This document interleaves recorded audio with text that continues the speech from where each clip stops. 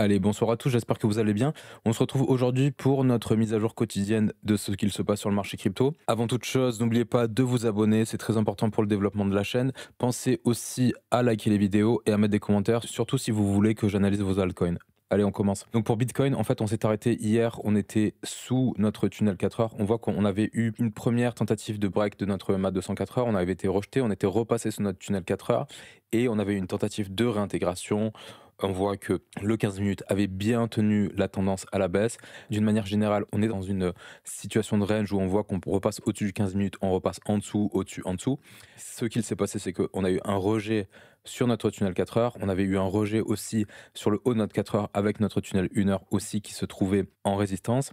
Et derrière, on est venu chercher une zone où on avait deux déséquilibres qui étaient plutôt proches en 1 heure ici. À partir de ce moment-là, on a eu une consolidation sur le court terme. On peut voir là qu'en 15 minutes, on a eu une zone où on ne fait plus de plus bas. On est repassé au-dessus de notre tunnel 1 minute, on est repassé au-dessus de notre tunnel 5 minutes après avoir eu un premier rejet. Au final, notre 15 minutes a aussi rejeté la tendance, on repart à la baisse, on voit que petite tendance baissière sur le court terme. Finalement, on a une belle impulsion ici et ça correspondait à un fair value gap en 1 heure sur lequel on résiste sur le 15 minutes. On a une période de consolidation sur notre 15 minutes avec notre tunnel 5 minutes qui se met en support ici. On est venu combler ce déséquilibre qu'on avait créé en 1 heure et derrière on voit qu'on a une impulsion haussière sur laquelle on crée potentiellement un déséquilibre ici.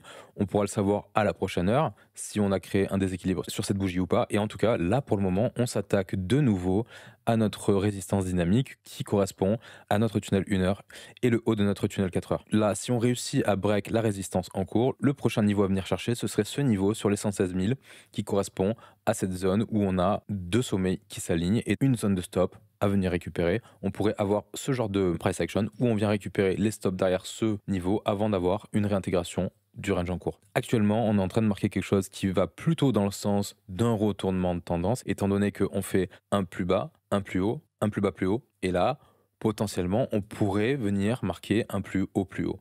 Maintenant, attention, parce que c'est pas encore fait. Si on est rejeté ici, on aurait marqué un plus haut plus bas, et ça voudrait dire qu'on reviendrait potentiellement travailler un peu plus au range et avoir une consolidation avant d'avoir une résolution, que ce soit à la hausse ou à la baisse. Pour le moment, tant qu'on n'a pas de breakout, on peut pas dire oui, on va se retourner ici, oui, on a posé un bottom. C'est trop tôt pour le dire, évidemment, mais en tout cas, force est de constater qu'on a quand même une attaque haussière sur ce niveau pour le moment. En cas de réussite de break des 116 000, le niveau où on pourrait se retrouver par la suite, c'est les 117 200, qui correspond au déséquilibre qu'on avait créé quand on a break toute cette structure ici. Et ensuite, évidemment, en cas de réintégration, on a toujours ce fair value gap qui est ici sur les 119 000, pas très loin des 120, avec le fair value gap qui est toujours ouvert ici aussi en 4 heures. Ce qui est intéressant de voir aussi, c'est que quand on met un volume profile sur à peu près tout le price action qu'on a depuis le bottom actuel, on voit que on a notre range qui est bien délimité entre 115 110 et 113 476.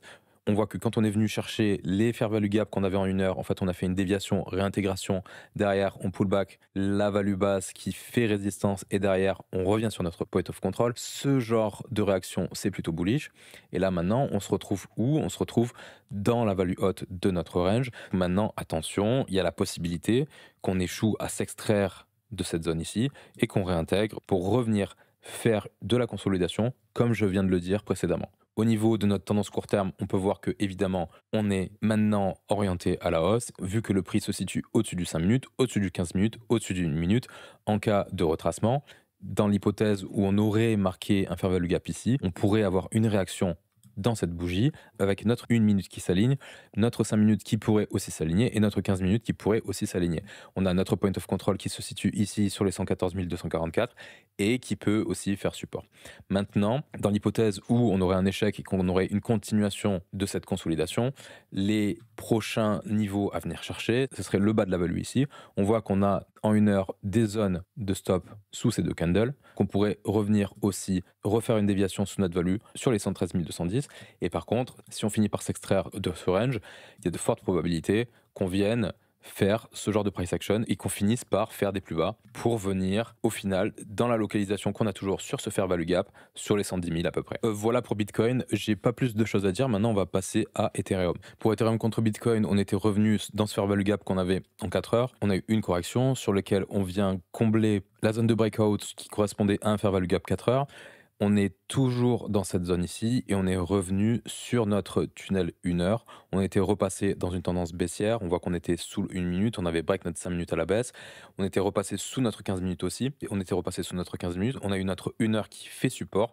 Pour le moment, on est sur une zone de consolidation sur notre 1 heure et on pourrait tout à fait avoir un retournement à la hausse, parce que là on est dans un flux baissier à court terme, on pourrait avoir un retournement à la hausse tant que notre 1 heure tient, il n'y a pas de gros risques et on pourrait simplement tenir ce fair value gap pour venir faire de nouveaux plus hauts derrière. Là pour le moment, tant que ce fair value gap en 4 heures tient, c'est-à-dire que tant qu'on a une tenue de cette zone de breakout, ça veut dire qu'il y a de l'intérêt haussier sur Ethereum et là on est peut-être dans une zone de consolidation avant de venir casser notre résistance. C'est une des hypothèses pour le moment, sachant qu'on a quand même une tenue du 1 heure. Si on avait eu une cassure du 1 heure, on aurait un contexte qui serait beaucoup plus faible et on pourrait se dire, ok, on va peut-être avoir une amplitude de range qui va être beaucoup plus importante. Comme ça veut dire plus d'hésitation, ça veut potentiellement dire qu'on va chercher des niveaux beaucoup plus bas et cette zone de consolidation, elle nécessite d'être plus travaillée. Là, on se retrouve dans une situation où, comme en juillet 2025, on a notre 1 heure qui tient la tendance. Mais là, ce qui est intéressant, c'est qu'on a une heure qui est plutôt flat. Et là, c'est intéressant parce que quand on a un tunnel qui est flat, en général, c'est un contexte de range et le prix a plus de facilité à passer au-dessus, en dessous. Là, on a un tunnel qui est flat, le 1 heure, et pourtant le prix, vraiment, le respecte plutôt bien pour le moment, évidemment, pour le moment. Je suis plutôt positif sur Ethereum ou contre Bitcoin pour le moment. Évidemment, c'est sous réserve que le marché ne corrige pas violemment dans son ensemble. Force est de constater qu'il y a probablement de la demande. Maintenant, d'où vient la demande, ça je sais pas. Moi, c'est juste mon hypothèse en regardant la charte. Après, c'est vrai que c'est vraiment une analyse sans regarder ce qui se passe au niveau des ETF, au niveau des dérivatives, etc. Là, je ne prends pas ça en considération. Dans cette analyse-là, en tout cas, je ne le prends pas en considération. Je me contente de regarder le prix et ses moyennes. Sur Ethereum contre Bitcoin, au niveau du volume profile, quand on trace un VP depuis le bottom actuel, on voit qu'on a bien deux bornes qui sont assez intéressantes entre 0.031 36 et 0.03223 avec un point of control sur les 0.03198. Actuellement, c'est vrai que là où on a eu le plus de volume d'échange sur cette phase en tout cas, c'est ce point-là et on est dessous. Là, il y a pas mal de gens qui sont bloqués et on voit qu'on a eu récemment justement un rejet de ce niveau. En support, pour le moment, on a notre value basse avec notre 1 heure et en résistance, on a toute cette zone entre le POC et notre value haute qu'il faudra break évidemment. En cas de reprise haussière ici à court terme, il faudra récupérer ce niveau pour pouvoir aller faire par la suite le break de notre résistance. Et évidemment, si ce niveau qui est matérialisé par le bas de notre value plus notre tunnel 1 heure ne tient pas, le risque c'est qu'on vienne combler la fin de ce déséquilibre et à mon avis je pense que si ça ne tient pas, ça voudrait dire qu'on vient chercher notre fair value gap ici en 4 heures et évidemment si par la suite ce niveau ne tient pas non plus, on a ces fair value gap en 1 heure qui s'alignent progressivement avec notre tunnel 4 heures. Et là on serait dans le contexte dont j'ai parlé dans une vidéo précédente où on a potentiellement quelque chose qui ressemble à un épaule tête épaule avec justement notre neckline qui se situe ici sur les 0.02999 et notre tunnel 4 heures qui s'aligne aussi. Donc voilà, là il y a la confluence entre le break de la neckline, le fair value gap en 4 heures qu'on a ici et notre tunnel 4 heures. Ce genre de structure, j'en suis pas fan. En général, il y a un risque pour ceux qui les trade, c'est qu'on break comme ça la structure et en fait qu'on fasse une déviation et qu'on réintègre. Le contexte, c'est que vous avez cette zone de stop ici. Il y a la possibilité d'avoir un break de cette structure, venir chercher cette localisation qui est très intéressante en faisant le break de la structure et derrière réintégrer. C'est-à-dire que du coup, si on voit ça, certains vont se dire oulala, c'est bearish, mais le truc c'est qu'à ce moment-là, on se retrouve dans une super localisation pour réintégrer. Et si on a ce genre de contexte ici où on réintègre ce niveau et qu'on le pull back ou même qu'on ne le pull back pas, hein, tout dépend du contexte, ça pourrait être simplement un pullback de moyenne mobile à ce moment-là, ça pourrait être un signal assez bullish en réalité. C'est pour ça que moi je suis pas super fan de ces breaks-là, parce qu'en souvent les breaks, en fait, on pète des stops. Les stops, en fait, il y a de la contrepartie derrière. Un order market, la contrepartie, ça va être quelqu'un en limite qui va vouloir se placer. Souvent, les entités, tout ça, ça aime bien se mettre en limite dans ces zones où il y a des inefficiences de marché. En plus, le fait que ce soit vraiment très proche d'un FVG en 4 heures avec notre tunnel 4 heures, moi, ça serait plus un endroit où j'irais acheter plutôt que de vendre en réalité. Alors que d'autres vont se dire épaule, tête, épaule, c'est forcément un top de marché et donc le prix va continuer à se péter la gueule. C'est possible, mais tout dépend de ce qui se passe après qu'on break le niveau. Voilà pour Ethereum contre Bitcoin. Les targets à la hausse, vous les avez toujours.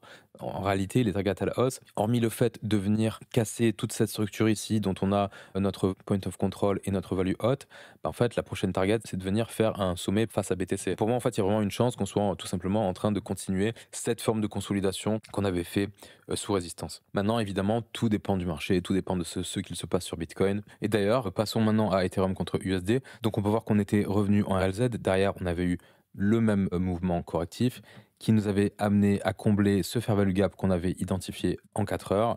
Et ce fair value gap, pour le moment, il a agi comme une super localisation pour se repositionner et pour marquer au final un plus bas plus haut dans cette tendance. Pour le moment, on voit qu'on a potentiellement un retournement de marché. En plus, c'est vraiment plutôt propre, je trouve, sachant qu'on a eu une petite phase de manipulation ici où on vient chercher nos stop loss pour derrière rebondir, revenir consolider, repasser en tendance haussière avec à chaque fois super déséquilibre qu'on fait, qu'on vient combler, on repart en tendance, on s'attaque à un niveau ici. Quand on met un volume profile sur Ethereum contre USD, on peut voir que là où on a rebondi pour le moment, c'est le point of control de toute cette structure de prix, donc les 3585. Par contre, contexte un peu différent, on repasse au-dessus de notre tunnel lunaire.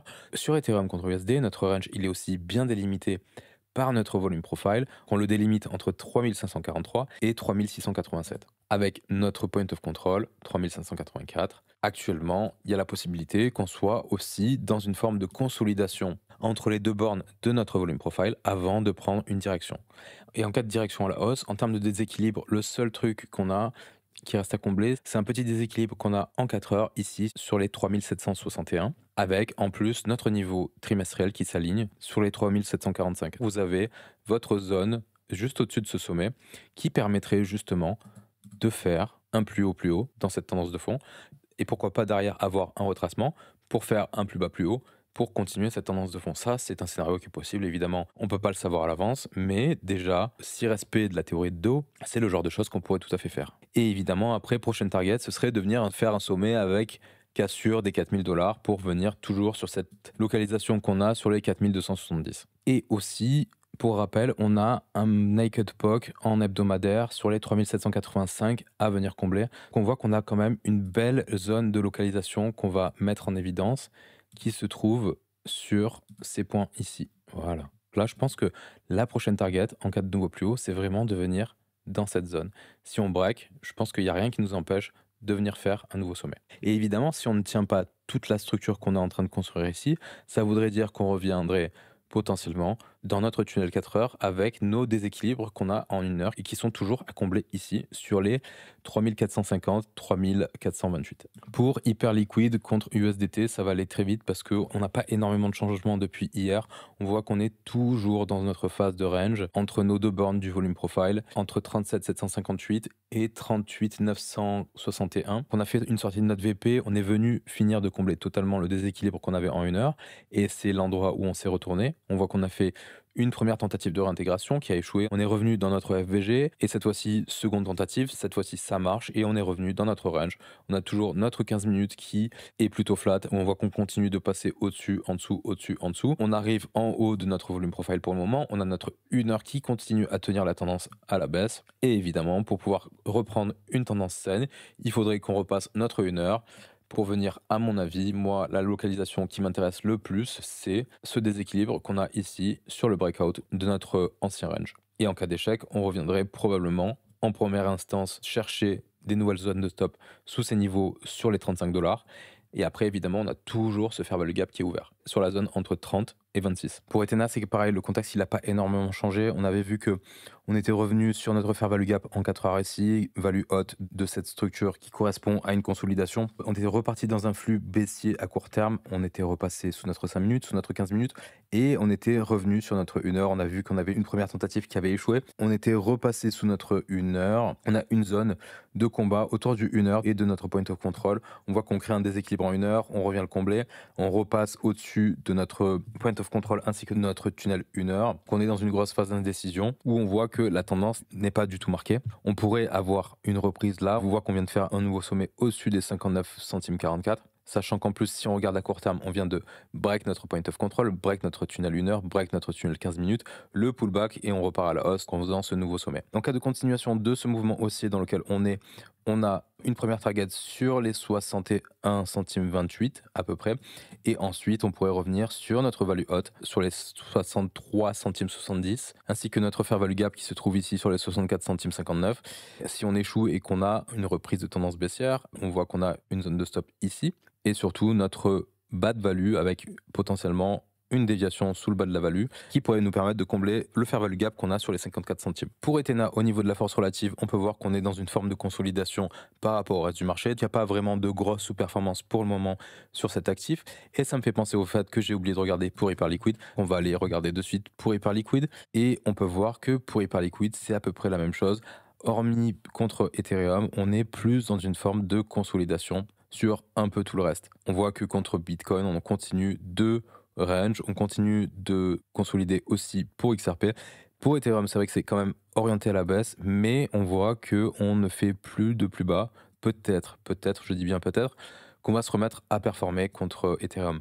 Contre Solana, il y a eu une perte de momentum aussi, mais on ne fait plus de plus bas non plus. Et ce qui est important aussi, c'est par rapport aux altcoins. On ne fait plus de plus bas aussi par rapport aux altcoins sur Hyperliquid. Potentiellement, on reprend de la force aussi. Voilà, j'ai fini pour aujourd'hui. Demain, petit spoiler, on parlera surtout de Solana. N'oubliez pas de vous abonner, de liker les vidéos et de commenter si vous en avez envie. Je vais vous souhaiter une bonne soirée et je vous dis à la prochaine. Allez, ciao ciao.